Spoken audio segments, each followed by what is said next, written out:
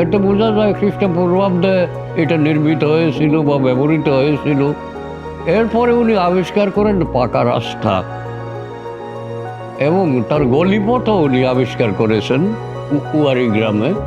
কাজেই বোঝা যায় এখানে নগর সভ্যতার বিকাশ ঘটেছিল এবং আজ আজ পর্যন্ত খুব সীমিত আকারে খনন হয়েছে বলা যায়।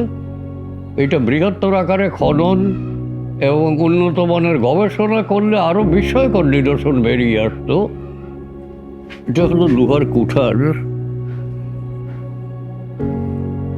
এটা লৌহ যুগের প্রাথমিক পর্যায়ের নিদর্শন। এটা একটা লৌহাস্ত্র, বাঁশ বা কাঠের ফলকে লাগিয়ে এটা অগ্রভাগে লাগিয়ে অস্ত্র হিসাবে ব্যবহৃত হতো এইভাবে। এটা 20,000-এর মতো পাওয়া গেছে ভটেশ্বর গ্রামে।